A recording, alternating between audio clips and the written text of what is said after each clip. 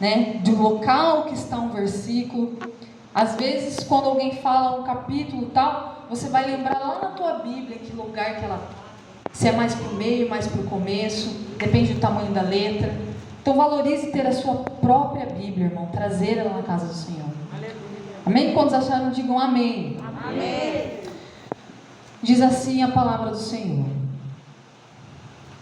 rogo-vos, porém, irmãos, pelo nome do nosso Senhor Jesus Cristo, que digais todos uma mesma coisa, e que não haja divisões entre vós. Antes, sejais perfeitamente unidos em uma mesma mente e um mesmo julgamento. Pois me tem sido declarado a respeito de vós, irmãos meus, pelo que são da casa de Clóe, que há contenda entre vós. Agora digo isso a cada um de vós que diz: eu sou de Paulo, e eu de Apolo, e eu de Cefas, e eu de Cristo. Está Cristo dividido? Foi Paulo crucificado por vós? Ou fostes vós batizados em nome de Paulo? Eu agradeço a Deus, pois não batizei nenhum de vós, senão a Crispo e a Gaio, para que ninguém diga que em meu nome fostes batizados. Eu batizei também a família de Estéfanas. Além destes, não sei se eu batizei algum outro, porque Cristo enviou-me não para batizar, mas para pregar o Evangelho, não com sabedoria de palavras, para que não se faça vã a cruz de Cristo, porque a pregação da cruz é loucura para os que perecem, mas para nós que somos salvos é o poder de Deus. Porque está escrito: eu destruirei a sabedoria dos sábios e reduzirei a nada o entendimento do prudente. Onde está o sábio? Onde está o escriba? Onde está o inquiridor deste mundo? Não tem Deus feito insensata a sabedoria deste mundo? Visto que na sabedoria de Deus o mundo não conheceu a Deus pela sua sabedoria. Agradou a Deus salvar os que creem pela loucura da pregação. Porque os judeus requerem um sinal e os gregos buscam a sabedoria. Mas nós pregamos a Cristo crucificado, que é pedra de tropeço para os judeus e para os gregos loucura. Mas para os que são chamados, tanto judeus como gregos, Cristo é o poder de Deus e a sabedoria de Deus. Porque a loucura de Deus é mais sábia do que os homens, e a fraqueza de Deus é mais forte do que os homens. Porque vedes o vosso chamado, irmãos, que não são muitos homens sábios segundo a carne, nem muitos poderosos, nem muitos nobres que são chamados. Mas Deus escolheu as coisas loucas deste mundo para confundir as sábias, e Deus escolheu as coisas fracas deste mundo para confundir as coisas que são fortes. E Deus escolheu as coisas vis deste mundo, as coisas que são desprezíveis, sim, as coisas que não são, para reduzir a nada as coisas que são, para que uma carne se glorie em sua presença.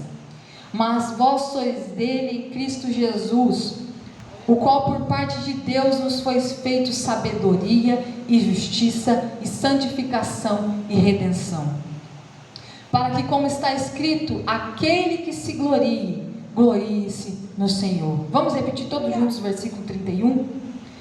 Para que, como está escrito, aquele que se glorie, glorie-se no Senhor. Não feche a sua Bíblia, porque nós vamos meditar nessa manhã no capítulo 1, e eu quero revisar alguns versículos com vocês, mas neste momento feche seus olhos, vamos orar ao Senhor.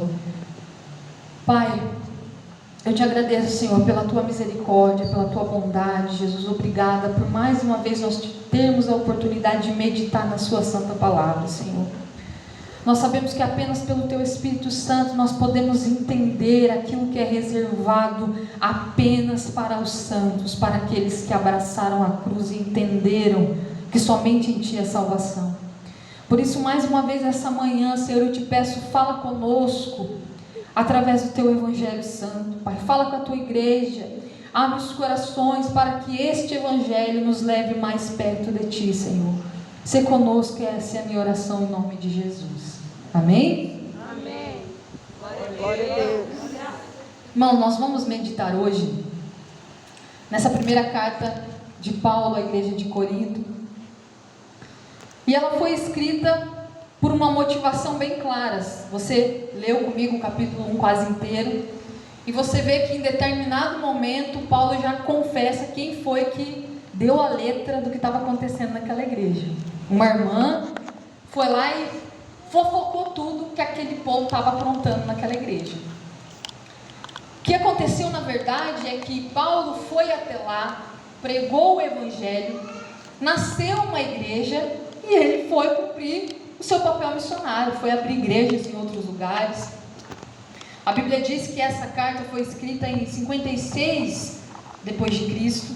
Ele já estava em Éfeso, trabalhando, fazendo muitas outras missões, e ele recebeu uma carta com diversos questionamentos. No primeiro momento, essa irmã que escreveu essa carta para ele, e é possível entender que foi escrita para que ele respondesse indagações, porque se você continuar nos capítulos de 1 Coríntios, você vai ver que a todo momento ele responde coisas. E aqui nós não vamos nos prender a todas essas indagações, porque aqui a resposta sobre a carnalidade daquele povo, a resposta sobre costumes, a resposta sobre desordem na Santa Ceia, o capítulo 11, versículo 23, que nós lemos toda a Santa Ceia, é uma resposta de Paulo àquela igreja que estava usando deste momento com balbúrdia, com carnalidade. Então ele está dizendo: olha, irmãos, quando vocês virem para a casa do Senhor, comam na casa de vocês. Aqui não é lugar de vocês encher a barriga. Nós estamos fazendo um cerimonial. E sabe o que significa? Lembrar a morte. Então, se você ler na sua casa este livro, tenha em mente que Paulo estava instruindo aquele povo a respeito de situações muito pontuais que aconteciam naquela igreja. Mas nós não vamos falar de tudo isso, porque é muita coisa. Nós queremos nos deter apenas ao capítulo 1. E que Paulo já começa tratando a respeito de uma coisa muito perigosa que estava acontecendo naquela igreja: a divisão. Uma divisão que não era a respeito de doutrinas, não era a respeito de usos e costumes, mas era a respeito de quem pertencia a quem. Eles estavam todos voltados para homens. Se você prestou atenção na leitura, você vai dizer que essa irmã diz que muitos lá dentro estavam dizendo: eu sou de Paulo, eu sou de Cefas ou Pedro, eu sou de Apolo. Então, a primeira preocupação de Paulo é lembrar a quem aquela igreja pertencia, a quem eles deviam se submeter. E eu entendo que se eles observassem este primeiro capítulo apenas, Paulo não precisaria escrever mais nada a respeito de todo o resto. Porque Paulo sabia que quando a igreja inteira se submete apenas à autoridade de Jesus Cristo, o resto está resolvido. A igreja de Corinto, irmão, para vocês entenderem, ela estava estabelecida numa cidade absolutamente pagã. Ali havia o templo de Afrodite, ali a carnalidade era escancarada, ali todo mundo era idólatra, mas o Senhor plantou o evangelho naquele lugar, para que essa carnalidade fosse crucificada em Cristo Jesus. Só que depois de serem lavados, serem transformados, já estarem dentro de uma igreja, de repente eles param de olhar para Jesus Cristo. De repente eles começam a olhar para aqueles que pregavam a Jesus Cristo. Eu imagino que aquele povo olhava para Paulo, um missionário, um homem de Deus, olhava para Apolo, que era um pregador eloquente, e imaginavam: esse é um cara bom para eu seguir. Então dentro daquela igreja começou a ter divisões, não estavam mais unidos na pessoa de Jesus, mas cada um queria seguir aquilo que era mais interessante, a voz que era mais interessante para ele. Por isso Paulo escreveu esse primeiro capítulo que nós vamos meditar nessa manhã, dizendo à igreja daquele tempo, mas que também serve para a igreja de hoje. A igreja, seja ela qual for, seja a igreja de fulano, seja a igreja de ciclano, ela não pode submeter a mais ninguém senão a Jesus Cristo. e transportando isso para a minha vida, para a tua vida, que somos também uma partícula dessa igreja. Aprenda uma coisa, irmão: palavras de todos os tipos que consolam, que motivam, todas elas são muito importantes, são maravilhosas. Aquelas que te orientam para a tua vida financeira, aquelas que te orientam para um relacionamento, tudo isso é importante. A Bíblia trata desses assuntos. Mas aprenda algo e saia daqui hoje convicto disso. Aquilo que tem que ser principiológica na tua vida, aquilo que tem que ser mais importante, é a autoridade de Jesus Cristo sobre você. Aleluia. Você, como partícula da igreja de Cristo, tem que submeter apenas uma palavra, que é: Jesus Cristo é o Senhor da minha vida. E o que significa isso? Aquilo que Paulo vai dizer aqui: quando Cristo é o Senhor da minha vida, quando Cristo está acima de tudo na minha vida, então o resto, meu irmão, o resto está completo, o resto vem. Porque quando Jesus se coloca em primeiro lugar na vida de um crente, na vida de uma igreja, automaticamente o resto vem.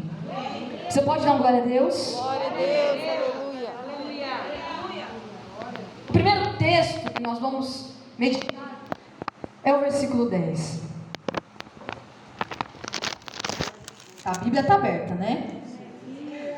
Diz assim: rogo-vos, porém, irmãos, pelo nome do Senhor Jesus Cristo, que digais todos uma mesma coisa, e que não haja divisões entre vós, antes sejais perfeitamente unidos em uma mesma mente e um mesmo julgamento. O que se trata essa afirmação?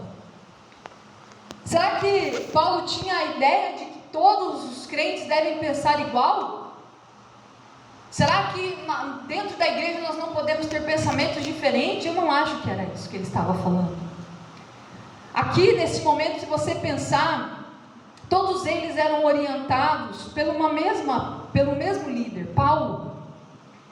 E Paulo estava dizendo a respeito da união de mente, não naquilo que ele dizia como homem, mas ele estava novamente lembrando a igreja qual era o motivo dela estar ali: o Cristo crucificado.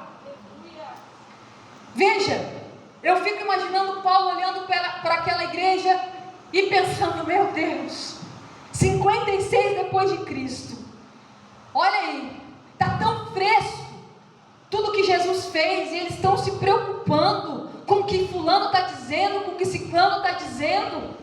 Ele diz: igreja, vem aqui, vamos voltar para o centro. Paulo estava chamando para eles voltarem para as coisas centrais da fé. Irmãos, isso é um receio muito grande a respeito daquilo que nós temos feito na igreja.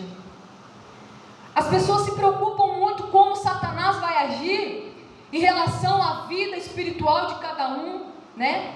Se o diabo vai aparecer vestido como uma mulher pomposa, como um homem pomposo, e roubar alguém da igreja.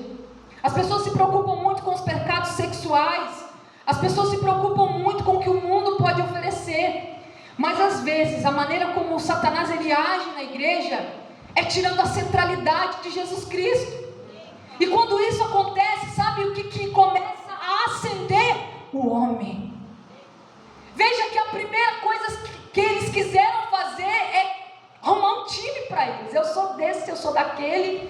Mas Paulo olhou para aquilo e ele viu o que estava errado. Tem um livro que eu li e emprestei para Marta, e agora a Karina disse que vai ler, né? Está lá na cabeceira dela faz meses. Começou a ler uma linha ainda. Então, se alguém quiser emprestado, eu pego dela e empresto, porque ela não vai ler agora. É de C.S. Lewis, e ele fala, é um livro, o título dele é Cartas do Diabo a Seu Jovem Aprendiz. Alguns já devem ter lido. E ele literalmente é um livro em que o diabo ele manda carta para os seus pequenos demônios, ensinando ele como tirar os crentes da igreja. Então há uma estratégia para cada um. E se você olhar lá, ele não está nem aí para os crentes carnais. Está nem aí. Esses aí já são deles, ele fala. Mas aí ele vai tratando de cada tipo, e tem um deles, que é um jovem muito crente, um jovem dedicado na igreja, um jovem que faz muitas coisas. Aí ele fala, esse aí a estratégia tem que ser diferente.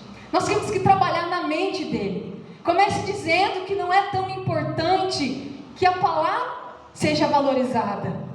Vamos colocar que os avivamentos são mais importantes, cultos de avivamento. Vamos colocar que talvez movimentos de orações, movimentos proféticos, algo do tipo, nós precisamos tirar. Ele fala exatamente isso, a centralidade de Jesus Cristo da vida desse jovem. Veja, que perigo, porque quando eu tiro Jesus é o homem que vem, e quando o homem vem, irmão, é a carne que vem, e sem Jesus não há salvação, sem Jesus não há redenção, sem Jesus não há o Espírito Santo, porque para o Espírito Santo entrar, Jesus tem que estar primeiro. Aleluia. Em primeiro lugar. Aleluia. Paulo estava dizendo exatamente isso àquela igreja. Ei, igreja, o que você está pensando que você é? Uma reunião de pessoas para proclamar Paulo? Uma reunião de pessoas para proclamar Pedro? Não, este é lugar de proclamar Cristo crucificado. Aleluia. Aleluia. Voltem para a centralidade da fé. Voltem. E ele continua, versículo 12, versículo 13. Agora cada um diz, eu sou de Paulo, eu sou de Apolo, eu sou de Pedro, eu sou de Cristo. Está Cristo dividido? Foi Paulo crucificado por vós? Ou foste vós batizado em nome de Paulo? Eu já disse aqui,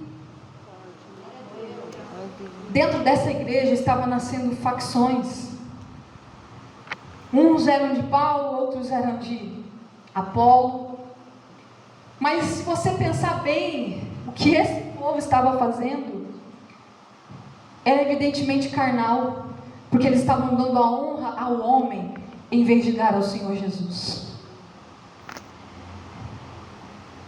Irmãos, é de nós buscar o empírico, aquilo que pode ser visto. Eu vou dizer uma coisa para vocês agora, não se escandalizem, tá? Mas é mais fácil você buscar aquilo que você vê do que aquilo que você não vê. Estou mentindo? Quando você vai no culto e tem uma pessoa pregando de forma eloquente, vamos imaginar Paulo pregando aqui, um homem que a Bíblia diz que pregava de forma eloquente, está lá em Atos, um homem cheio do poder de Deus. Quem que não vai sair daqui dizendo que pregação, que homem usado, hein? Que palavra, hein? Não é assim. Quando nós colocamos lá no Google as palavras, né, da nossa pastora, a pastora Lana prega muito, dos irmãos que pregavam nos Gideões Missionários, quem é que não fica impressionado com aquilo? Com os congressos diante do trono? Quem é? Se você falar que não, é mentiroso. Aquilo é que os nossos olhos podem ver. Só que aí tem um perigo, irmão. Eu não estou dizendo que é errado você ouvir essas pregações e ficar impressionado, que se impressione mesmo, que dê honra mesmo, porque é melhor que eu me distraia, que eu me interesse por essas pregações, do que fique assistindo coisas que não vão trazer nada para a minha vida espiritual. O que eu estou dizendo é o seguinte, que às vezes é perigoso nós olharmos para isso, porque é cômodo nós olharmos para algo físico e deixarmos de buscar o Deus invisível. Veja bem, cada um tem uma responsabilidade de buscar a Jesus, e digo isso com total certeza, irmão, você tem a sua responsabilidade de encontrar a Cristo. A igreja está aqui para pregar o Evangelho, para anunciar a Jesus Cristo, mas se você não tiver um relacionamento com Jesus, naquele dia Ele vai olhar para você e falar, não te conheço. Ah, mas eu estava lá na igreja Cidade de Refúgio no culto de domingo, aquela irmã loirinha pregou. Não te conheço. Não sei quem é você. Então, quando nós olhamos para algo físico e deixamos de buscar o Deus invisível, é perigoso. Nós estávamos, irmão, no início da igreja, já havia visões diferentes a serem seguidas. E eu não estou nem aqui dizendo que Paulo, Apolo e Pedro estavam querendo praticar divisões. Não é isso que a Bíblia diz. A Bíblia diz que eles diziam que era de cada um. Quer dizer, eles se identificavam. Eu me identifico mais com fulano, eu me identifico mais com ciclano, e você não vê o nome de Jesus. Ninguém diz eu me identifico com Cristo. Então por isso que Paulo está dizendo, está Cristo dividido.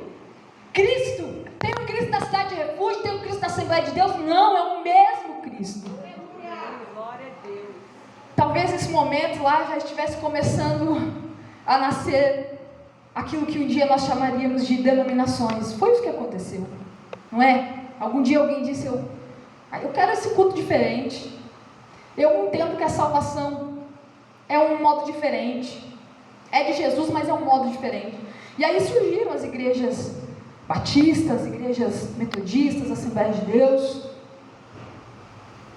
Mas assim, que eu acho interessante é que se você disser para alguém, por exemplo, um metodista, o Rony foi metodista há muitos anos, o que é ser um metodista? Ele vai falar com certeza o nome de John Wesley. Não vai falar? Se você disser assim, você é batista, o que caracteriza um batista? Geralmente os batistas são pessoas reformadas, acreditam nos 5 soles. Se você dizer assim, olha, eu sou da igreja Cidade de Refúgio, qual é o primeiro nome que vai aparecer na sua mente? Qualquer um? Igreja da Luna Roder. Porém, irmãos, isso não importa. Onde está Cristo? Cristo foi crucificado por vós. E lhe pergunto mais, aonde agora está Pedro? Aonde agora está John Wesley? Onde estão os reformadores? Onde está Pedro? Estão aqui? Não estão. Mas onde está Jesus Cristo? Jesus Cristo está aqui. Ele não está dividido. Jesus Cristo não está na Assembleia de Deus apenas, nem apenas na Batista, nem apenas em qualquer região. Jesus Cristo está em nós. E Ele é o único. Jesus Cristo era o Cristo.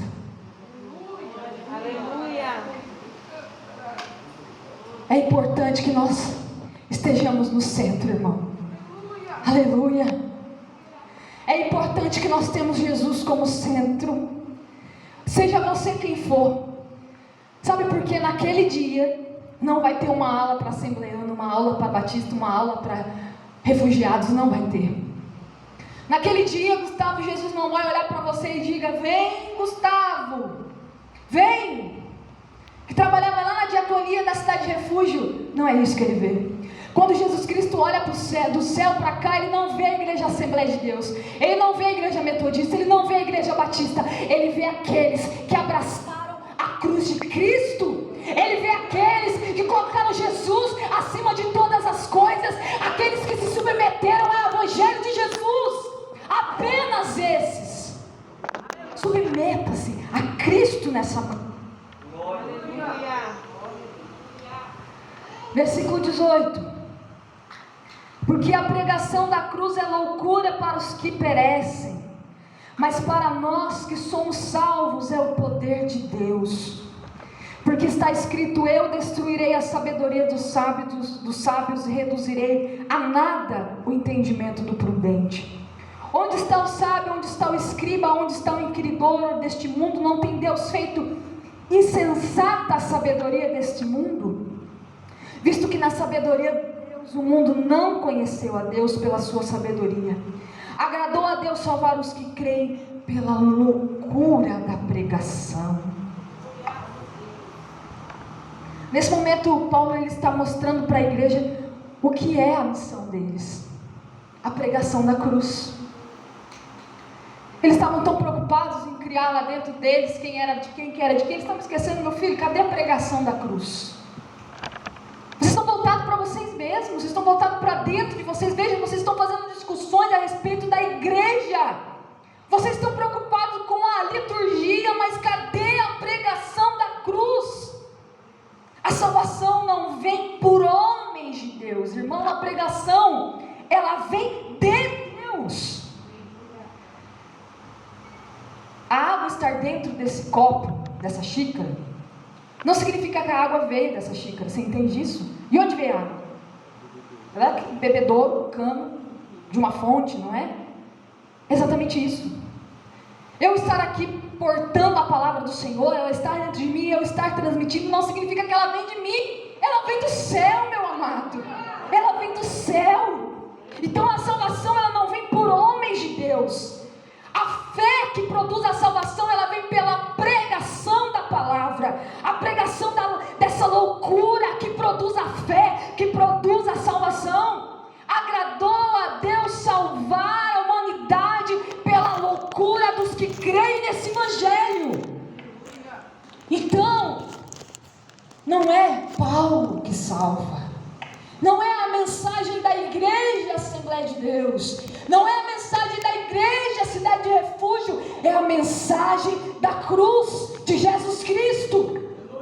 Que pode estar dentro dessa xícara simbolizada, dentro deste corpo, dentro dessas paredes, mas não está limitadas a ela, porque o evangelho, ele é pregado em todo canto para os que querem abraçar a essa cruz. Aleluia. Você não acha interessante que Deus tenha usado a exposição do evangelho para pregar essa loucura, para salvar? E que loucura é essa, irmão? Submeta-se a Cristo. Submeta-se a Cristo e você será salvo. Se a igreja tivesse a oportunidade de pregar apenas uma coisa, sem dizer mais nada, ela poderia dizer: submeta-se a Cristo e você será salvo. Se Paulo não tivesse que continuar esse capítulo para falar de tantas outras coisas, ele poderia apenas dizer: submeta-se a Cristo e você será salvo. Porque a palavra de Cristo, ela é poder de Deus. É por ela que nós somos levados a ter fé e, enfim, encontrar a salvação em Jesus. Veja o que diz o versículo 22. Porque os judeus querem um sinal e os gregos buscam a sabedoria. Veja, irmãos, não é possível nós entendermos a Deus dentro dos nossos 5 sentidos. Se você for buscar isso, você vai se frustrar. Você não vai entender Deus através do que você vê. Você não vai entender Deus através do que você entende com a sua capacidade mental. Você não vai entender Deus assim. O entendimento de Deus é uma obra do Espírito Santo. A Bíblia diz que o Espírito Santo veio para convencer o homem da justiça, do juízo e do pecado. É um milagre. Este é o milagre da fé. A compreensão que é colocada em nós através do Espírito Santo. Mas o que Paulo está dizendo aqui é que aqueles que ali estavam, eles queriam, os judeus, um sinal, e os gregos a sabedoria daquilo. Veja, os judeus esperavam um Messias que fizesse uma revolução social, um cara que viesse com poder mesmo. E quando veio Jesus, Jesus não era só humilde, Jesus não era apaziguador apenas, mas ele era alguém que estava fazendo uma revolução interna, ele estava fazendo uma revolução espiritual. Então, quando é Jesus, que nós conhecemos como Messias, morreu crucificado, para os judeus isso era uma vergonha. Por isso que o versículo de diante vai dizer que era pedra de tropeço para os judeus. Capaz que um judeu ia aceitar um Jesus, um Messias que tinha sido crucificado. Que vergonha, que cara derrotado. E para os gregos piorou. Como é que esse povo está seguindo um ser humano que veio aqui, diz que curou, diz que salvou, morreu, depois diz que ressuscitou, e agora todo mundo está falando que a salvação é por crer nele? Isso é absurdo. Eles não entendiam, porque eles queriam alcançar a Deus com a capacidade humana. Por isso mesmo que a palavra, o evangelho é chamado por Paulo de pedra de tropeço. Deus era inacessível para eles, porque eles queriam ver Deus através dos sentidos. Eles queriam enxergar Deus, eles queriam grandes milagres, eles queriam ver, pegar Deus. Mas o nosso Deus, ele se revelou através de Cristo crucificado. E essa é a loucura da graça, porque Ele quis se manifestar dessa forma através da sua graça. Isso aqui é muito interessante, porque nós não podemos imaginar que nós alcançaremos a graça através da nossa força, da nossa imaginação e dos milagres aparentes que nós vemos. Desculpa, você não pode conhecer a Deus através de grandes movimentos. Você não pode conhecer a Deus através de coisas que você vê em outras pessoas. Você também não pode conhecer a Deus através de leituras de um monte de livros. Desculpe, a única forma de você conhecer a Deus é se submetendo a Jesus Cristo. E às vezes é uma mensagem que confronta, porque o Evangelho ele é assim um paradoxo. Enquanto muitos estão dizendo, olha, faça a maior força possível para ser o maior crente, viu? Se você talvez jejuar 24 horas, 365 dias, vai vir uma auréola de santidade na sua vida e você vai estar tão perto de Deus, que quando você entrar por aquela porta, o fogo vai se espalhar. Balela. Se você não abraçar a cruz, você não conhece a Deus.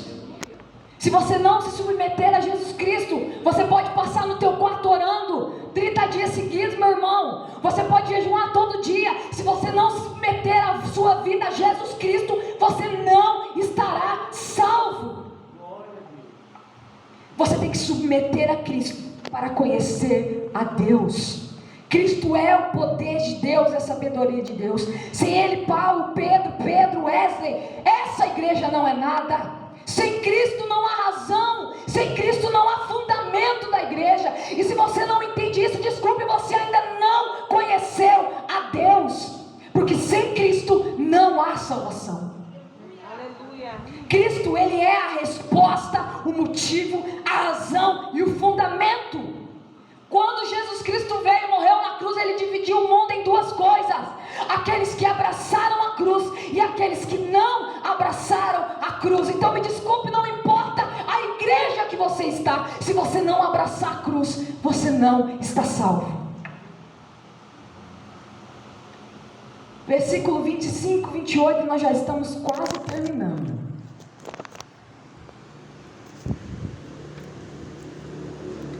Porque a loucura de Deus é mais sábia do que os homens, e a fraqueza de Deus é mais forte do que os homens. Porque vede vós chamado, irmãos, que não são muitos homens sábios segundo a carne, nem muitos poderosos, nem muitos nobres que são chamados, mas Deus escolheu as coisas loucas deste mundo para confundir as sábias, e Deus escolheu as coisas fracas deste mundo para confundir as coisas que são fortes. E Deus escolheu as coisas vis deste mundo e as coisas que são desprezíveis, sim, as coisas que não são, para reduzir a nada as coisas que são. Talvez esse seja um dos textos mais mal interpretados da Bíblia. Quantas pessoas já ouviram pregação a respeito desse tema? Levanta a mão. Eu já ouvi umas milhares, eu acho. O que geralmente as pessoas pregam a respeito disso? Deus vai te exaltar, porque você é escolhido. Você é chamado por cabeça e não por cauda. Você será rico, você vai às multidões, você vai ser um profeta. Você é pequeno, mas Deus vai te usar, você vai ser grande. Aqueles que te humilharam vão ver o que Deus fez com você. Não é isso? Essa não é a loucura de Deus. Quando Paulo está falando sobre a loucura em escolher os que não são para confundir os que são, as pessoas fazem uma conexão imediata com uma ascensão social. Mas o Evangelho não é isso, tá? O Evangelho veio para te humilhar, para te reduzir, para que Cristo nasça em você, e você não seja mais você, mas seja Ele. Aleluia. Então logo, irmão, a loucura de Deus é esse paradoxo da graça. Deus escolheu julgar a humanidade em Cristo. O que isso quer dizer, irmão? Me explica, o que eu entendo.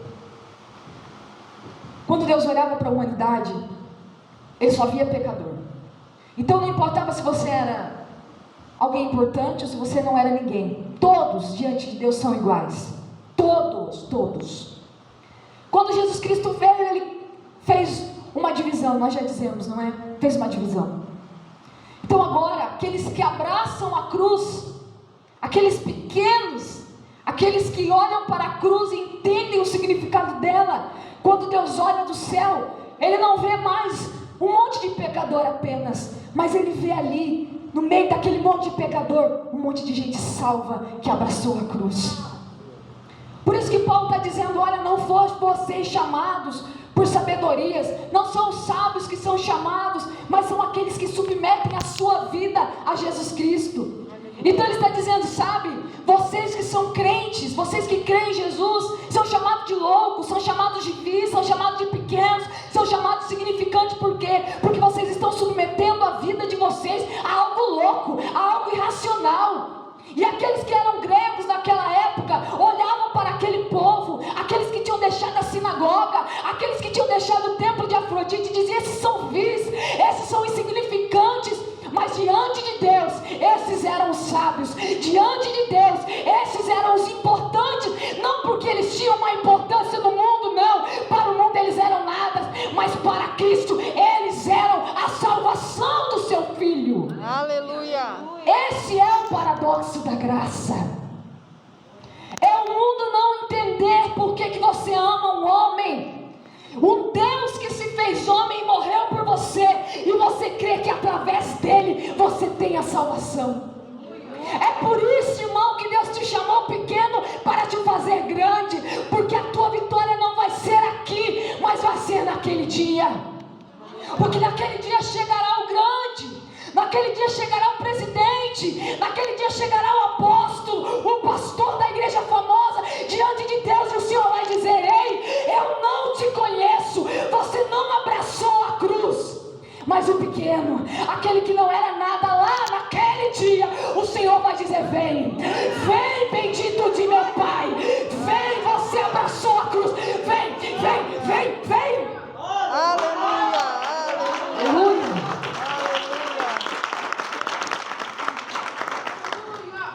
Entenda, Cristo nos julga por aquilo que não somos. Olha que lindo. Ele julga a nossa vida por aquilo que não somos. Você é justo, irmão? Quem é justo aqui, levanta a mão. Que bom que você sabe que você não é. Mas Cristo é justo? Amém. Cristo é justo? Cristo é bom? Sim. É muito bom. Então foi isso que Jesus fez. Ele foi lá substituir você e eu. Falou: Gustavo, você é um pé rapado, viu? Você não vale nada. Kelly, você não vale nada. Sua carne é pecaminosa. Você... Mas peraí. Pai, sabe Gustavo, Kelly, a pastora Lia, a pastora Mari?